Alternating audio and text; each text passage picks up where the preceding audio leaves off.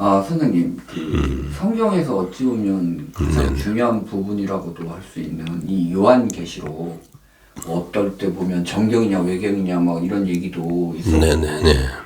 이 요한계시록이 어떤 거고 진짜 믿을 만한 것이고 또 중요성이 있는지 설명 좀 해주십시오.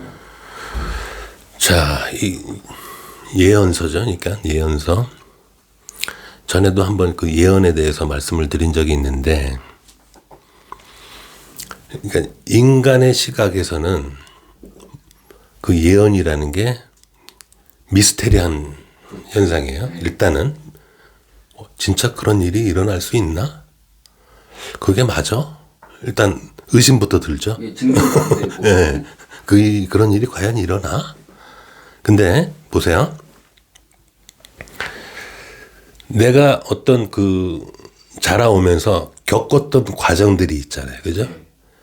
유치원, 초등학교, 중학교, 고등학교, 대학교. 그때 제가 이제 그 과정들을 다 겪었어요. 그러면 그런 겪은 사람들이 중학생을 보거나 고등학생들을 보면은 예측이 가죠. 그렇죠. 예?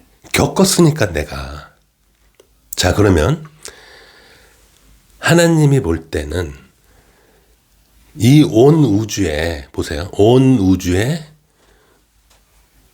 우리 인류처럼 어떤 코스를 겪은 문명들이 있겠죠. 예? 똑같은 거예요. 야, 너희들 그런 코스로 밟으면 나중에 무슨 꼴 난다라는 걸 아신단 말이에요. 하나님은. 당연히. 아시겠죠. 예? 그래서 2000년 전에 그 요한이라는 그 사도한테 메시지를 주신 거란 말이에요. 인간이 내가 보낸 예수의 말을 안 듣고 자꾸 이런 생각으로, 그릇된 생각으로 자꾸 살다 보면 너희들이 맞부닥칠 상황들이 온다라는 걸 아시겠죠? 그러니까 여기까지 좀 이렇게 어떻게 보면 좀 유추하실 수 있어야 돼요. 우리 인간의 시각으로는 그게 미스테리지만 온 우주를 관장하시는 하나님의 입장에서는 뻔한 스토리라고요. 이게 뻔한 스토리. 응? 너희들 그런 식으로 그런 생각으로 살면 이런 현실이 맞닥뜨려질 때가 와. 그때 너희들은 큰 혼돈에 빠지고 뭔가 큰 결단을 내려야 되고 뭔가 큰 상황에 부닥치게 돼 있어라는 걸 뻔히 아신단 말이에요. 그게. 그러니까 그 내용이에요. 요한계시록의 내용이라는 게. 그래서 정확한 시기가 안 적혀져 있는 이유는 뭐냐면 온전히 우리 인간의 자율의지에 의해서 그 시기가 빨리 올 수도 있고 천천히 올 수도 있잖아요. 근데 반드시 그 시기가 온다라는 건 정해져 있는 거죠. 우리가 어린아이들이 너 그렇게 되면 너 그런 식으로 너 하다 보면 너 혼난다. 이런 게 반드시 오잖아요. 근데 그 어린아이가 그걸 할지 말지는 시간은 그 어린아이가 정하는 거죠. 본인이. 그런 것과 똑같이 하나님의 의식에서는 하나님의 관점으로는 그게 보인단 말이에요. 그게. 그래서 요한계시록이라는 그런 어떻게 보면 일종의 경고죠. 이게 경고. 근데 지금의 시기가 그렇게 우려하셨던 그 시기가 온 거라고 말해요. 그게. 요한계시록에서 말하는 그 결정의 순간들. 그 시기가 됐기 때문에 지금의 시기는 요한계시록에서 예언으로 말씀하셨던 그런 상황들이 이제 현실적으로 펼쳐지는 시기가 된 거예요. 이게. 예전에 선생님이 했던 말 중에 네. 예언이라는 거는 되게 시기를 정확하게 얘기하지 않는다고 하셨잖아요. 네네. 설명을 하셨고. 네. 하지만 이런 식으로 얘기를 하셨어요. 이러한 일이 벌어질 때 이러한 일이 시기가 다가왔다고 알아라. 예, 그래요. 그러니까 그게 이러한 일이 벌어질 때라는 이러한 일을 벌리는 사람이 인간들이죠. 주체가 인간이라고요. 자유의지를 갖고 있기 때문에. 그리고 하늘에서는 절대로 인간의 자유의지를 해치지 않거든요. 그래서 이 시기를 정하는 건 인간 스스로가 정하는 거라고요. 그래서 항상 예언들을 볼 땐 이러이러한 일이 일어날 때예요. 그걸 어떻게 유추를 해보면 너희들이 이러이러한 일을 일으킬 때라는 얘기도 되죠. 억지로 나는 그러고 싶지 않은데 그런 일이 일어나는 게 아니에요. 내가 그러고 싶어서 그런 일을 벌리는 거죠. 사람들이.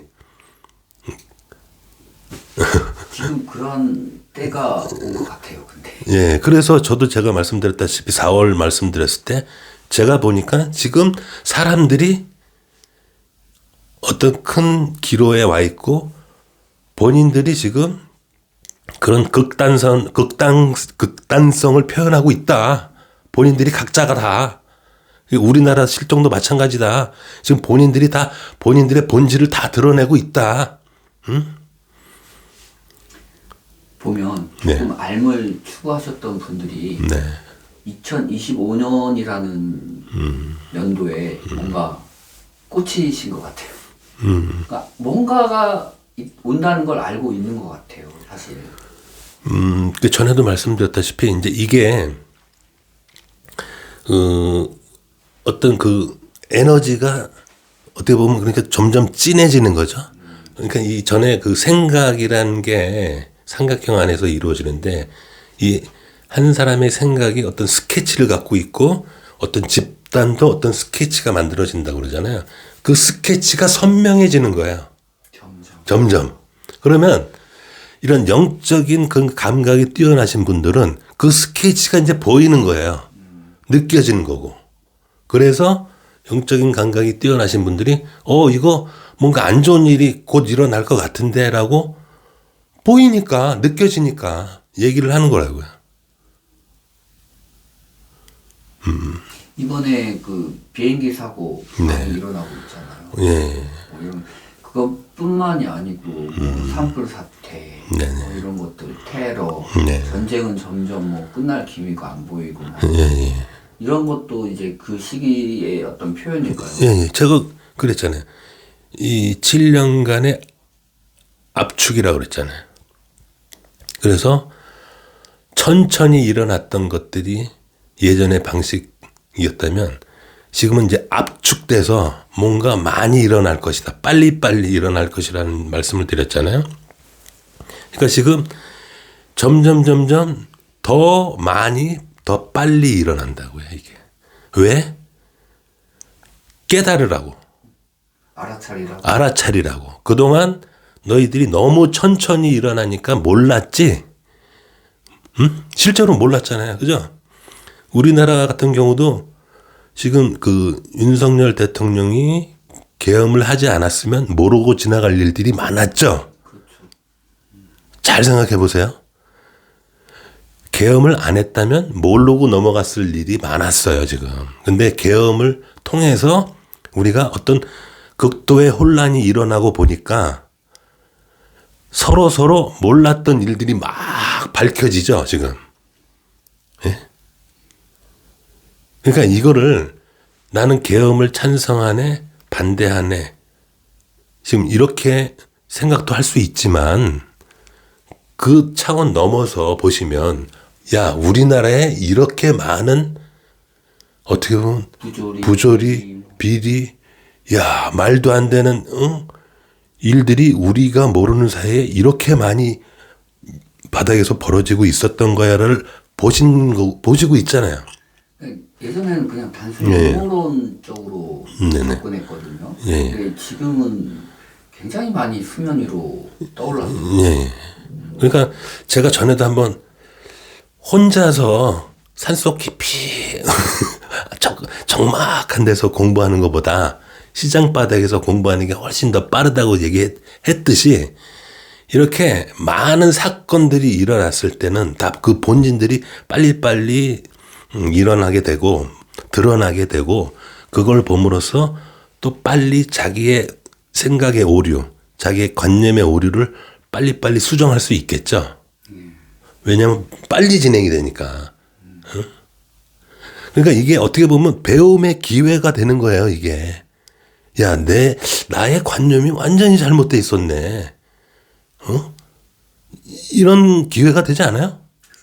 제가 사실 저기 얼마 안 되는 시간에 네. 저기 어떤 저의 관념 중에 가장 그러니까 고치기 힘든 관념이 뭐였냐면 종교, 네네. 정치였거든요. 어떤 어느 한쪽에 편견을 갖고 있었어요. 네네. 근데 그거를 부셨는데 일단 최근에 근데 너무 힘들었어요. 예. 왜냐면 자기를 거의 죽이는 고통과 같아요. 나의 그 관념이라는 걸 깬다라는 건 죽음과도 같은 고통인데 그런 고통을 통해서 그 고정관념을 깨고 새로운 관점을 갖고 새로운 관념을 받아들이기 시작하는 거잖아요. 그러면서 새롭게 이렇게 찌그러져 있던 삼각형에서 조금 펴지는 거잖아요. 그죠? 그게 성장인 거예요. 성장. 근데 지금 이 시기였기 때문에 제가 아마도 그 관념을 깨트릴 수 있지 않았을까 싶어요. 그냥 평범한 일상에서는 이걸 깨트린다는 게 굉장히 힘들다는 건 알았어요. 그래서 여러분들 지금 아셔야 되는 부분이 그 예전에 계시록에 나왔던 일들이 지금 이루어지는 시기고 왜 그러면 이 시점을 이제 정확히 아셨겠죠. 이해하셨죠. 왜 이 시점에 지금 이런 계시록의 일들이 일어나는지 그리고 이 시점은 그러면 뭘 자기가 해야 되는지도 깨달으셔야 되는 거예요. 그렇죠. 아유 이 시점 돼서 아유 계시록의 시점에 그럼 우리 다 죽는 거야? 단순히 이렇게 생각하지 마시고 그동안 수천 년 동안의 경고에도 불구하고 우리가 너무 찌그러진 상태로 살아왔기 때문에 이 시점이 오게 된 거구나. 그럼 이 시점을 통해서 나의 생각들을 다 좀 뭔가 고쳐야 되겠구나라는 그 부분을 깨달으시라고요. 그래서 좀 더 정삼각형에 가까운 쪽으로 가 있으셔야 다음 단계 문명에 합류하실 수가 있는 거예요. 의식적으로. 의식이 돼야 합류가 되는 거예요.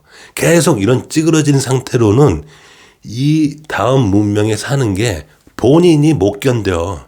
본인이. 이쪽에서 오지 말라고 밀어내는 게 아니라 본인이 거기 가 있으면 깝깝하다니까.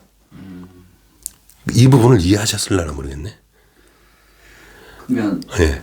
예수님 믿습니다. 예수님 말씀 믿습니다. 라는 기도보다는 그 말을 실천하는 게 맞겠죠. 그럼요. 믿는 거 말로 해갖고는 이 삼각형이 일로 안 와져요. 절대로.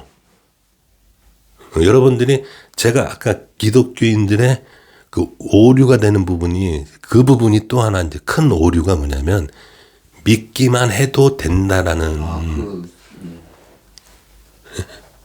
그런 어떻게 보면 굳은 신념이 있는데 예수님이 그러면 왜 죽으셨어? 그렇잖아요. 실천을 하시려고 영원한 고통을 받아들이신 거잖아요. 그럼 그거는 뭐야 도대체? 그런 거는 왜 안 믿는 거야? 그런 건 왜 실천을 안 하는 거야 도대체? 그러니까 사람들의 그런 특성상 힘들고 어려운 거는 좀 이렇게 밀어내려고 하는 게 있어요. 그러니까 좀 전에 말씀하셨듯이 내가 그 관념을 깨는 게 너무 힘들었다잖아요. 힘들어야 돼요. 내가 만약에 어떤 목적이 있어서 그 목적에 가고 싶은데 힘들지가 않다고? 그럼 도달하지 못한 거예요. 쉽게 말하자면. 그러니까 힘들어야 돼요. 힘든 게 있어야 도달이 되는 거지 힘들지 않게 갈 수 있는 건 없어요. 이 우주에 법칙이 없다고 그런 게. 예수님이 그렇게 힘들었기 때문에 선택받았지. 그렇죠. 그걸 실천했기 때문에 하나님도 인정을 하시고, 너 아들 자격 있네요. 근데 그런 거는 쏙 빼놓고, 어? 자기 힘든 거는 쏙 빼놓고, 그냥 믿기만 하면 된다며요. 라고 하면은, 그러면 어떻게 보면 예수님의 뜻을 전혀 이해하지 못하신 거예요, 그게. 그렇지 않아요? 저도 그랬잖아요. 저도 엄청 힘들었다고 그랬잖아요. 그래서 그게 제가 하나님을 믿게 된 동기라고 말씀드렸잖아요. 내가 만약에 편하게 왔으면 저도 안 믿었다니까요. 왜? 불공평하잖아. 공평하지 않지. 나를 이렇게 편하게 해주신다고요? 그건 공평하지 않지. 그렇다면 이 요한계시록의 이 시기가 어찌 보면 고통이지만 어찌 보면 큰 기회이네요. 고통이 축복인 거예요, 그러니까. 그러니까 사람들이 기쁨을 줘야만 감사합니다. 기도를. 아이고, 축복을 주시네. 아이고, 기쁨을 주시네. 행복을 주시네. 감사합니다. 기쁨과 고통은 같은 거예요. 이원성의 시각으로 볼 때는 다르게 반대로 보이죠? 이론성에 볼 때는 고통을 10을 주나 기쁨을 10을 주나 같은 거라고. 고통을 10을 줄 때는 기쁨 10 줄게도 있는 거예요. 그쵸? 하늘은 공평하다니까? 고통을 10을 내가 왜 줬겠니? 기쁨 10을 주려고 준 거야. 그걸 그렇게 몰라? 난 공평하다니까? 하나님은? 그 공평한 하나님을 못 믿겠어? 이해하지 못하겠어? 그럼 네가 지금 고통이 10이야? 그럼 기쁘지. 왜? 기쁨이 10이 올 거니까. 그렇잖아요? 근데 항상 기쁠 때만 감사의 기도를 드려. 고통일 때는 저에게 왜 이런 시련을 주시나요? 아이고, 얼마나 큰 기쁨을 주시려고 이런 큰 고통을 주실까? 아이고, 감사합니다. 이렇게 기도를 하셔야지. 근데 전에 이런 얘기 하셨잖아요. 이 지구가 이 편차가 엄청 크다고. 고통과 네네. 어떤 기쁨이 편차가. 근데 위로 갈수록 약간 무뎌진다고. 왜냐하면 여기는 지금 템포가 낮은 세상이기 때문에 지연 현상이 길어진다. 우리의 의식에서의 그 생각과 현실화되는 지연 시간이 길어진다고. 가령 예를 들어서 내가 유명한 피아니스트가 되고 싶어. 의식적으로는 순간적으로 되죠, 그게. 근데 유명한 피아니스트가 되려면 20년, 30년 걸립니다. 그죠? 20년, 30년이라는 끊임없는 노력과 고통과 그런 거를 통해서야 비로소 될 수 있죠. 물론 이제 개개인마다 조금씩 차이는 있어요. 뭐 천부적인 기질을 태어나서 금방 도달하는 사람도 있지만 평균적으로 봤을 때는 그렇게 20, 30년 동안 꾸준하게 갈고 닦고 연습하고 해야 도달할 수 있는 그런 지연이 있잖아요. 지연. 그리고 그 지연된 시간 동안 그 생각을 꾸준히 또 유지하고 있어야 되죠. 나는 기어코 이걸 하리라. 이렇게 템포가 낮은 세상은 현실화되는 게 굉장히 길어요. 느리다고 템포가. 그 느리다는 것도 어찌 보면 고통이 그만큼. 그렇죠. 그만큼의 고통이잖아요. 노력이라는 게. 근데 반대급부로 기쁨, 여기에 도달하면 기쁨이 그만큼 큰 거예요. 내가 진짜 20년을 노력을 해서 얻은 나의 꿈이 실현이 되는 이 순간이 너무 기쁘죠. 그리고 그 기쁨도 오래 가요. 템포가 느리다니까 여기는. 고통도 오래 가지만 그 기쁨도 오래 가. 이런 세상인 거예요 여기는. 모든 템포가 느리다는 거는 고통도 오래 가지만 성취가 됐을 때 기쁨도 오래 간다. 근데 템포가 빨라지잖아요. 템포가 빠른 세상은 고통도 짧지만 기쁨도 짧아져 거기는. 그리고 더 템포가 빠른 세상은 고통은 잠깐이야. 기쁨도 잠깐이고. 약간 무미금주와 그렇죠. 그런 차이가 있다고요. 그래서 템포가 느린 이런 세상은 어떻게 보면 좀 어떻게 보면 악조건이라고 할 수 있는 거야. 악조건, 조건이 안 좋은 악조건, 고통이 심하고 기쁨도 그 대신 크고 이런 데일수록 어떻게 보면 진화의 관점에서 보면 진화하는데 도움이 되겠죠. 예? 진화하는데 무미건조 그렇게 고통이나 기쁨이 금방금방 이따 살았다 하는 데는 그게 진화하는 게 좀 더디다고. 그래도 얼핏 우리가 어떤 한참 높은 곳에서는 고통도 없을 거라고 생각하는데 거기도 있긴 있네요. 아, 그럼요. 그러니까 우리 입장 여기 지금 이 템포에서의 고통과 기쁨이 있듯이 그 다음 단계에서의 또 고통과 기쁨이 또 있는 거야. 우리가 생각지 못한 고통과 기쁨이 있고 또 성취가 또 있는 거죠, 여기도. 그렇다면 저기 요한계시록의 7년 대환란은 사실 그 템포 자체를 바꾼 거네요. 약간. 그렇죠. 그러니까 하늘의 개입인 거예요. 그래서 하늘의 개입인 거예요. 이게 두 번째 개입이에요. 이게 그러니까 예수님을 보내주신 것이 첫 번째 개입이고, 그래서 예수님을 통해서 뭔가 지금 그 종교에 대해서 잘못 알고 잘못 이해하고 있는 부분들을 좀 일깨워 주신 거고, 그리고 인간이 신에 대해서 어떻게 어떤 자세로 어떻게 살아가야 되는지를 좀 알려주신 거고, 요번에 두 번째 개입은 이렇게 압축을 시켜가지고 뭔가를 좀 빨리 일어나게 해서 사람들이 그것을 보고 스스로 깨달아서 과거 예수님이 하셨던 말씀을 되새기면서 내가 잘못된 부분이 뭐고 오류가 뭐고 이런 부분을 다 빨리 깨달아서 뭔가 그 다음 단계로 갈 수 있는 수준에 좀 도달하라는 거죠. 아, 예, 요한계시록 잘 들었습니다. 예. 예.